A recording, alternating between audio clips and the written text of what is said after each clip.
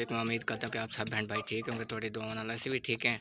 आगाज़ करते हैं अज दा व्लॉग। तकरीबन 3:30 का टाइम हो गया। असल सुबह कोई अपनी परेशानी दे विच मसरूफियात दे विच जिहड़ा ना गैर हाज़र रह गया, इस वजह तो व्लॉग नहीं सुबह का बनाए। बच्चे अज काम भी नहीं किया। समेरा वेखते पे कि अपना हांडी रोटी बनाना शुरू कर दिता। पिछला टाइम हो गया ना, इस वजह करके अज असीं बनाउण लगे जी आ दाल। वेखते पे किहड़ी दाल वे? मूंगी मिसरी दी। और मूंगी मसरां दी होंदी चबल, मूंगी मसरां दी, मूंगी मिसरी दी। ते आ कुटरी केड़ी चीज़ पई? थोम, अच्छा थोम, अदरक ते सावियां मिर्चां। ते बच्चियां सुबह काम क्यों नहीं कीता? काम बस कोई नहीं कीता ने घर दादा आया फिर दाने। अच्छा ते पुपियां आईयां फिर दिया बस उन्हां के छुट्टी मार दे। अच्छा चाह तो मैं टाइम न दे दी सी। सही है, ते मैं चलो खैर कदी पिछे साडे डर पे मैंने के रोजाना रोजाना आंदे ने। सही है। मां को छुट्टी मार दे हुन काम लाणगे जाके।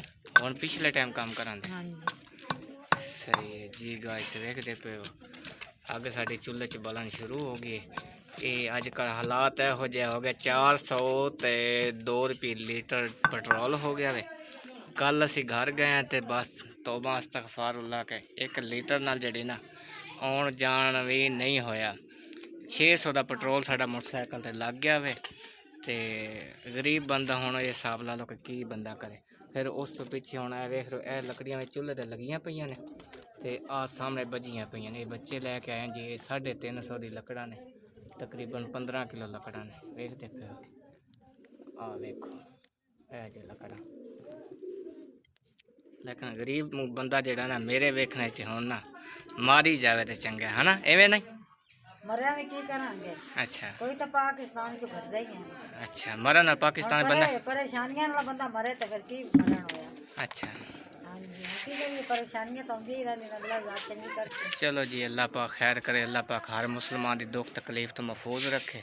साडी ते गरीबां दी यही दवा ही है बकाया, होर असीं की कर सकने जी। गाइस वेखदे पे सालन तैयार हो चला। मजीद आ जेड़ा मसाला है आ वेखो जी, मसाला जी कालियां मर्चां ते पता नहीं होर केड़ी केड़ी चीज़ है, दाल चीनी ये भी विच डब्बे दी। गरम मसाला कोट के पाऊंगा। ये भी कोट के पाना है। हां सही। ते अखां क्यों नोट दी पई? दूध हुंदा पे तक ता पे नहीं। ते तू पिछा मार हो के बह जा, तेनू केड़े हल्के कुत्ते वड्डे तू उत्थे अग दे विच अग बलदी भी बस ठीक है। आगे नहीं ना बल्दी मौज भी जांदी। चलो सही आ, बोली अजीब तरीके की मौज भी जाती। लोग कहते अग बुझ जानी है जी, मौज जानी है। तड़का लगना शुरू हो गया है वेखो जी। इस तरीके तड़का लगता है, ये पा देंगे लाल मिर्चां। फिर जी हाँ जी तैयार है। इन्ना बाल्टी एक पानी की भर के सट देनी है। ओहो तेरी खैर हो गई बाबा। ये की शे? शान शह लेके शान लेके आए। अच्छा चलो शुक्र है। छिको छिको की ला के आ गया वे। हुण वेखदे पे सुबह मिट्टी नहीं थप्पी। सुबह को नहीं थप्पी असी के शामी तप लांगे। अच्छा। मिट्टी कल जड़ी भई सी असी अच्छा जुमेल दे ओ शामी मट जुमेल दी शाम तो कला दिता सी। हाँ हाँ जैसे कि सुबह थपांगे, लेकिन सुबह दिन नहीं की तो शाम भईया के शामी थपांगे। अच्छा ते मिट्टी दोबारा साडू शापत है नहीं। हुण तो सुक गई उसे। मिट्टी सोख के दोबारा उन तो कला के आए। हुण दोबारा टोकी ला के चलो चलो थपांगे। चलो सही। वेखदे पे हुण पानी लग गया। पानी लगन दी आ कंडीशन। पानी लग गया वे सालन नूं। हां जी सही आ वेखो जी, ये हुण पानी लग गया वे दाल नूं।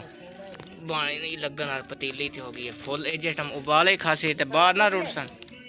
नहीं जो मैं तक मट्टी आग कर लांगे ना। अच्छा चलो भाई बाहर भी ना रुड़े तो गुजारा भी हो जाए, पाक भी जाए। अच्छा हाँ जी जो उबाला खाना तो फिर अग बाहर काट लांगे। चलो सही जी। गाइस वेखदे पे लकड़ा ते माशाल्लाह सुकियां मिलियां ने। ते वेखदे पे ये जी साडे गरीब खाने दा जी खाना बनन लगे जी, सालन बनन लगे। आज साडी गरीबी आला सिस्टम जी।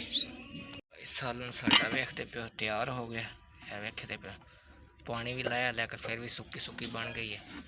समेरा रोटी पकानी शुरू कर दी। वेखते पे रोटी भी बनानी होगी शुरू। हाँ जी रोटी बना लेनी है। मौसम खराब है, आपस बनी खड़ी है। अच्छा ते शहर को हवा शवा तेज चल जाए फिर रोटी नहीं पकनी करता है। ते रेत उड़ के अद्धी रोटियां ले आवेगी, वो फायदा है भी अद्धी रेट खाइए तो मेरा चंगा बेचारा रोटी टाइम में पका के बचन दे रही है। चलो सही जी गाइस, शान वेखते पे रोटी खानी शुरू हो गया है। रोटियां भी साड़ियां वेखते पे पक रही ने।